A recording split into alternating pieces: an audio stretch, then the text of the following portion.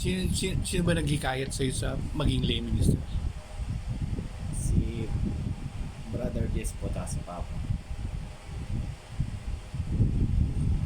Tsaka nung umattend po ako sa meeting na yun, parang yung first meeting may tumulak sa akin na someone pero wala. Naramdam na ano ko na lang na nandun na ako sa meeting place na mga lay ministers. Eh, babalik ako dun sa pagiging sakristan. Marami bang ginagawa yun? Ano ba mga papel sa simbahan? Bilang sakristan, yung papel na ng sakristan sa simbahan is assist mo yung pare, ikaw yung mag-aano na kailangan makabisado mo yung program ng misa, yung process kung paano kailangan kabisado mo yung mga inaabot mo sa pare, like ng mga holy items na inaano, more on assisting the mass kasi pag sa sakristan andin yung magbebelya, magdadala ka ng cross, procession, gagamitin mo yung kampana,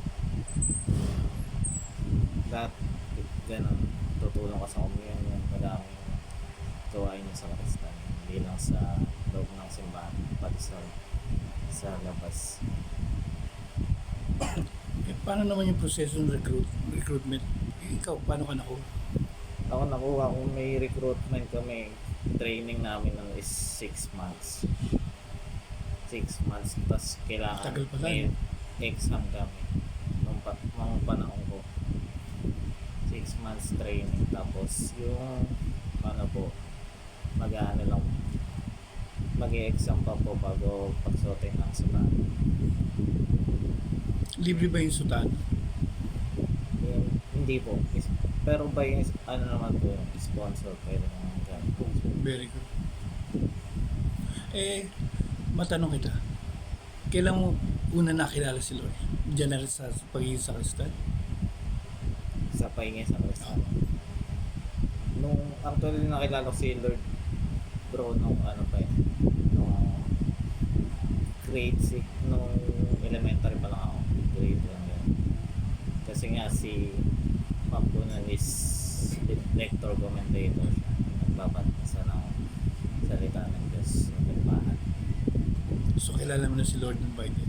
Apo, that time po. Kamusta na pala yung parents mo? Medyo okay naman po si Papa, okay po siya. Nakapo ko siya dun sa pagiging presidente niya bilang lay minister. Mother mo nag-ano pa rin sa simbahan? Wala na po si Ma'am. Wala na po si Ma'am eh. Ano na po. Nasa pumanaw na po siya last year.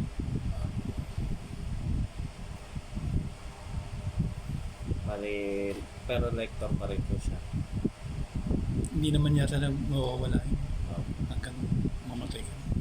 Opo. Bali, nung pagkamatay niya nung ano, natanggap niya naman.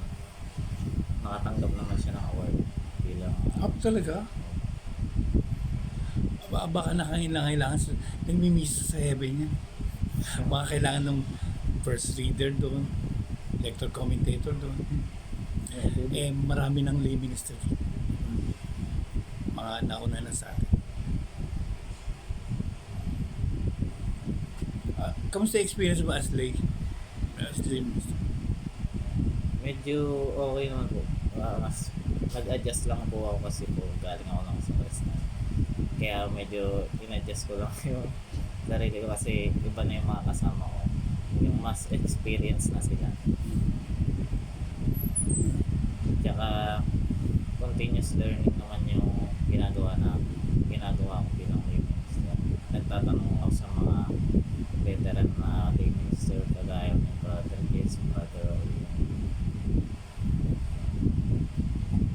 Eh, ano naman yung, explain mo nga sa akin yung sick call. Ano ba yan? Yung sick call po is actually ngayon lang ako natutunan kasi ngayon po lang po ako sumama. Bali, tinetrain pa lang ako ni Brother Oli ngayon. kasama siya dito. Ayun po si brother. Ito yung para sa akin, ito yung pinaka-importanting ginagawa ng lay minister kasi pupunta kami sa bahay ng may sakit at ano namin, bibigyan namin siya ng Holy Communion ng Ostia. Kaya napaka-importante po na magampanan.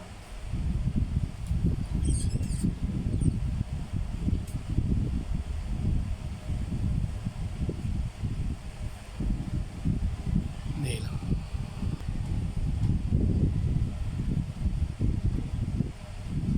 Pag may tatanong ka, Wala na eh. Ikaw na lang magkwento. Kwento mo. personal experience ko bilang servant ng God is bilang lay minister is masarap siya sa pakiramdam pag nakakapagtapos ng natatapos namin yung mass at nakapagbigay kami ng hostya sa mga nais tumanggap nito.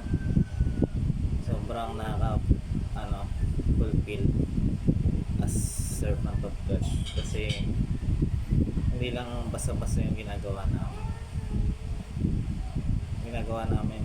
para makatulong sa pare sa misa at lalong-lalo na para kay Lord.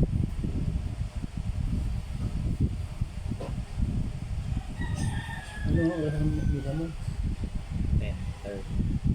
Okay. Oh, sige.